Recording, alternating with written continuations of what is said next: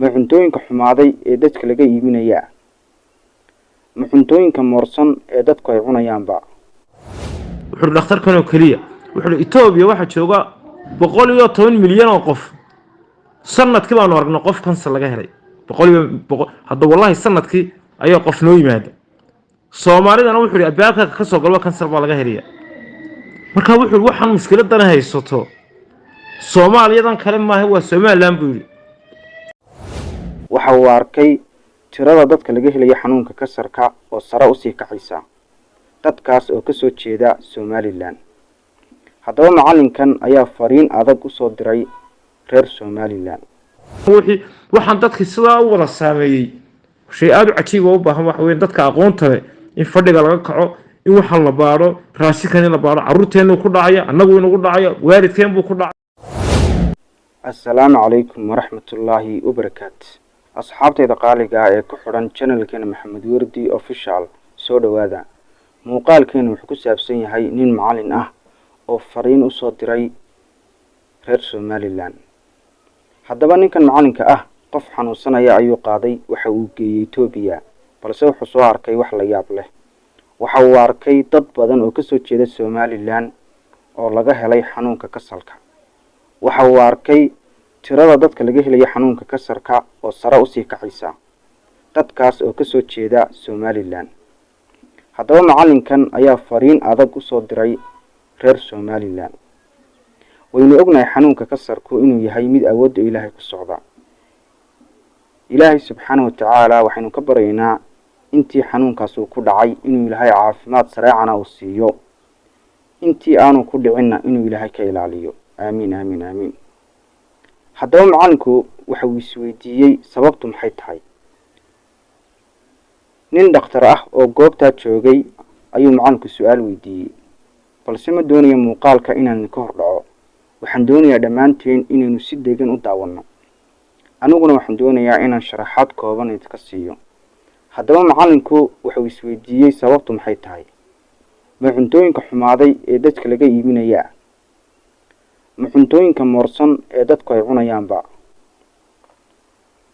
haddaba waxa muhiim ah dawladdu inay culays weyn saarto oo ay baadho dawladdu way baadhaa laakiin waxa fiican inay culays weyn saarto oo si wanaagsan ay u baadho cuntooyinka ku kaydsan meelaha raashinka lagu iibiyo ee suuqyada ku yaala cuntooyinkaas kuwa dhacay wayna hubiso dheedkooda kuwa xumaaday wayna hubiso sababtoo ah suuqi baa la soo gelinaya ninkan wax iibsanaya isagoo lacagtiisa u muuqata ninkan wax iibsanaya lacagtiisa u muuqata kadibna suuqi baa la soo gelinaya dadka baa laga iibinaya cuntooyinkii baa magaranaysa la iibsanaya marka dadkii dhibaato weyn ayaa soo gaaraysa marka ma doonayo inaan hadalkeed ku badiyo waxaan iska codsanayaa muuqaalka markaad daawataan inaad meel dheer gaarsiisaan aad baad u mahadsantihiin asxaabtayda qaaliga bal haddaba muuqaalka waa kana aynu wada daawano assalaamu calaykum waraxmatullaahi wabarakaatuhu dhammaan waxaan salaamayaa macallimiinta golahan ku jiro iyo ardayda anigu kale waan yar maqnaa Itoobiyaan ku maqnaa muddo adigu 13 casho waan maqnaa inaan maadan lahaa xanuunsanayaan qaaday marka casharadii intaa way iga maqnaayeen laakiin nimayahow intii aan ardayda iyo macallimiinta waxaan sidaad la wadaagtid waxyaan soo arkay intii aan ku maqnaa arday sabab ninka u qaaday ninkii markii aan qaaday waxa la yiri kansar ha laga baaro kansarkii baa laga baaray kansar baa lagu sheegay cunaha iyo caloosha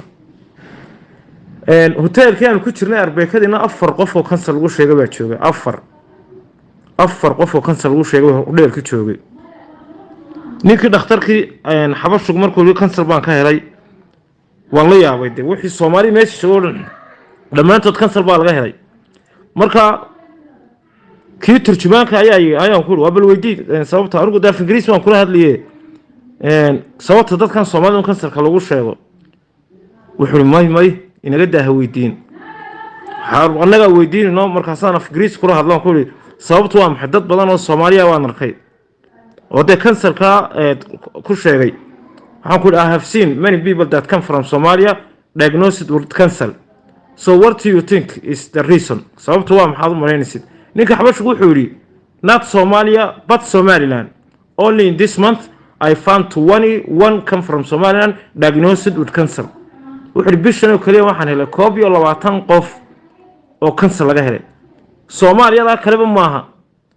waa Somaliland buu yiri. Marka waxaan ku yiri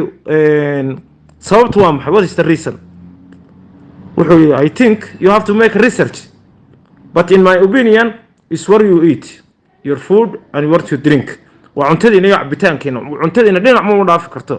wuxuu waxa loo bixiyay imka dubayo caalamka marka loo diro xanuunkii Soomaalida. marka xanuunkaasi aad buu nagu soo siyaaday. arbeekadaan joogno kaliya 4 baa kansarka laga helay. 4 baa laga helay. gabadh reer Hargeysa kansarka dhiigga laga helay. inuu yaroon iskuulka u dhigi jiray ardayda smart iyo form 4 ka baxay xanuunaya 2019 inuu ka baxay. waaba la aamusin kar waaye kansar markii lagu sheegay inuu 19 ha iyadoo habaan kala hubin xilligii corona xilligii imtixaankii 20 nin kale isaguna reer Hargeysa kansar baa lagu sheegay. 2 nin oo reer Burca nin kana anagu aan maadeerkana wadayo nin kalena kansar baa lagu sheegay. dhakhtarada kalena de hadalkeeda bada anagu waxaan joognay dhakhtar leeyahay Andera Hospital baanu joognay. wuxuu dhakhtarkan oo kaliya wuxuu Ethiopia waxa jooga 110 milyan oo qof. sanadkii baanu aragnay qof kansar laga helay 100 hadda wallahi sanadkii ayaa qof noo yimaada. Soomaalidana wuxuu albaabka ka soo galba kansar baa laga helaya. marka wuxuu waxaan mushkiladan haysato Soomaaliyadan kale maaha waa Somaliland buu yiri. marka arbeekadii markaanu tagnaan wuxuu sir weydiinay waxaan sir tusnay gobolada kale ee Soomaaliya waxa lagu cunaa cuntada wadaniga lagu cunay digirta garowga faraacada shuurada waxaas la cunaa. dadkeenuna da waa qashin cun wax de la soo morgareeyay oo muxuu ahaa qashin lama oran karo cunto laakiin waxa la saliidan cuntada lagu kariyo oo qaab xun loo keydiyay oo bakhaaro xuno humida lagu keydiyay. bakhaarada Sacuudiga wax weyn dushana waxa looga sameeyay space yar oo ka neefsado sida famneedada marwaxado waaweyn raashinka waa lagu shida. de bakhaaro ma aragtay waxa la moodo moofa la moodo raashinka inta la saaro la isku raseeyo la saariyo. marka waxyaabahaas oo Kenya raashinka inuu iska xumaado ya raashinka isagoo dheydkiisa aan gaarin buu iska xumaanaya. marka nimayo mashaakilkaas jira soo arkay aad baan uga naxay inaan ka yaray ardayga waa la aamusin kar waay oo hinti ka baxday markii lagu yiri labada qanjir kansar baa kaaga dhac waa la aamusin kar waay. wali waxaan ilaaway nin reer Berbera isagana kansar laga helay isaguna meesha nala joogay. nin reer Berbera isaguna meesha wallahi nala joogay. marka wax mucjiso bay noqotay. يعني أربعة لو جت رأوا شن قف وكنسل لقى هلاي يعني شيء عجيب أوين. مركا أهل السوعي يقوليو انتظرنا الله عنه يوحوي مساردنا عافمات كودن كتشرتي وسير كان عافمات كيك مشاهر كانوا سكق قاضين وسير كعافمات كشغال يساوي فهن سنين دتك عافمات كسر الله دري دتك كانوا مشاهر كسكق قاضين ومدة نينك حلو دي بقى مشاهر بوسكق قاضين مركا مشاكل كينا يستا وين وحيوان صار كي وحنت على يستين دتك لو داقو إن شاء الله تعالى نوح بان صوت ديارنيا وعيقلين بان صمينا هدي لهاي دمو حنون كان صوت كردي اي وحويا العباد دادنا يعني قروا والبالله ورانيو أنا أبتغي بقى لغاية أنا بريتي بقى أنا إناديرك بقى لغاية أما أباهي بقى لغاية ووحي يعني مكا بريد حاسا كنسر بقى ما أقول تدكو مبوغ قوما كنسر قوام حي ووحي مكا ينقو صوت كردي تدكو وحسكوها باريك قورعاتي كدشي قورعاتي يو حنونا يرير يو حندور يو وح ميالها سا دادكو كوما يريسان جري waxaan ugu cusubay jididka dadkiiba mar sida u wada maray ya sidii wixii loo jiray xilliyadii duumaale loo oran jiray ama siiga casam wixii waxaan dadkii sida u wada saameeyay shay aad u cajiib oo u baahan wax weyn dadka aqoonta leh in fadhiga laga kaco in waxa la baaro raashinkan la baaro caruurteenu ku dhacaya anagu inagu dhacaya waalidkeen buu ku dhacaya qaraabadeena uu ku dhacaya waa wax inagu socdo waa wax ina dhibay waa wax dadka dabar gooyay arrinka in laga kaco oo la raadiyo shay waajiba وانت سنبان على السنة دي نو داقي أدنا مادين السلام عليكم ورحمة الله وبركاته. أصحابتي دقاليقا وحرجيني موقال كان إنا سويناك سنو دعوتين حدبا مهمة وحيتهاي وإنا الدولة بعدا وعلي سوينا اسكا سارتا راشنكا كوكايتسان ميالها سوقا كيالا راشنكاس وددك لغيبيو وحديع كارتا راشنكاس إنا كتشران قار حماضي إنا كتشران قار ليت كودو داعي kadibna dadkii ayaa laga iibinayaa dadkiina dhibaato ayaa soo wajihi karta marka waa halis weyn marka waxa muhiim ah inay dowladda culays weyn iska saarto oo meelaha raashinka lagu kaydiyo suuqyada ku yaala inay dowladdu baadho. asxaabtayda qaaliga aad baad mahadsantihiin meel walba adduunka aad ka joogtaan. waa anigoo ah maxamed wardi cali oo idin leh waa inooyo muuqaalka xiga insha allah.